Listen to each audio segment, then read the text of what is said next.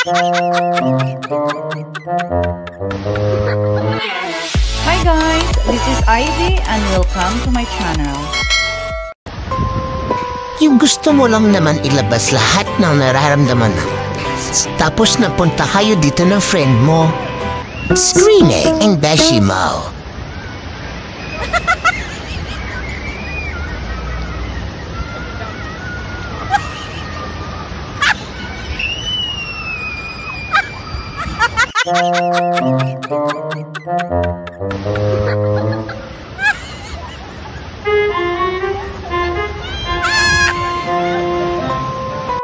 What a wonderful day with this girl.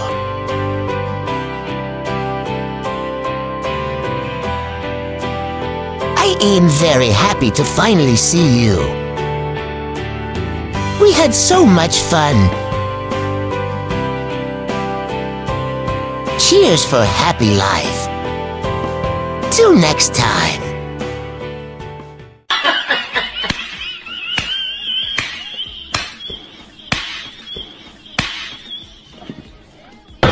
Gusto ko lang sabihin na proud ako sa'yo.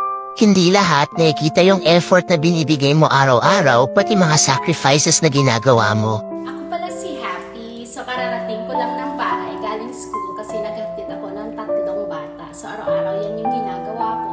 So meron pa akong 3 oras bago ko sila sunduin. At saka full-time housewife ako at tumutulong na din ako sa business ng asawa ko. Di lahat nakikita yung mga moments na halos pasuko ka na. Pero pilit ka pa din na bumabangon at nilalakasan ang loob mo.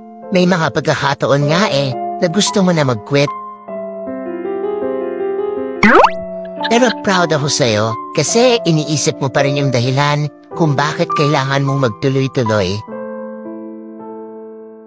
Mahirap pero laging kinakaya, and because of that, you are stronger than before. And that makes me really proud of you. Kaya keep going and keep striving. Lahat ng ginagawa mo ngayon, maniwala ka, may malaking kapalit yan later on. This is your confirmation that whatever effort you're putting in is not wasted. I believe in you. And most of all, God believes in you. God bless you.